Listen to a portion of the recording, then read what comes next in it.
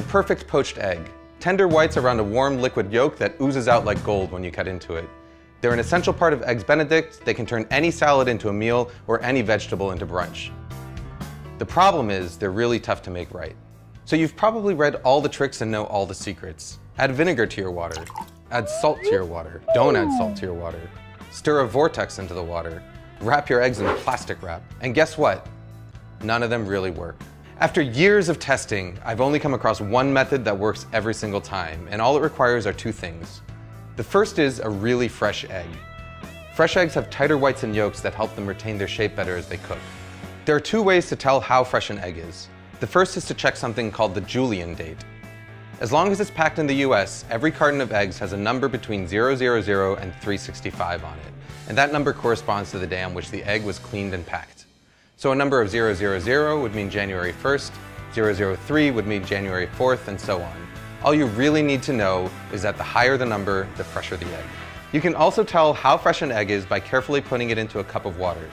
As an egg ages, the air pocket in the fat end is going to get bigger and bigger, which will make the egg stand upright or sometimes even float. A really fresh egg will sink and lie flat on its back like this. Once you've got your fresh egg, the second tool you need is something that I saw first suggested by British chef Heston Blumenthal, a fine mesh strainer. You see, no matter how fresh your eggs are, there's always going to be some amount of liquid white. It's this excess white that causes misshapen eggs. You know, those really ugly ones with the wispy white floaters that completely ruin your brunch. To get rid of them, we're going to transfer our eggs to a fine mesh strainer and gently swirl it around until all the excess white is drained away. What you're left with is a nice, tight egg. Even better is that the strainer is actually the ideal tool for lowering the egg into the water. What I've got here is a pot of water at 180 degrees Fahrenheit, which is just about the temperature that the water is quivering but not quite simmering yet. All I'm going to do is gently lower the strainer with the egg into the water, move it back and forth a little bit to make sure the egg isn't stuck, and then carefully roll the egg out. Just like a kid, it's these early formative stages of a poached egg's life that are going to determine how it turns out in the end.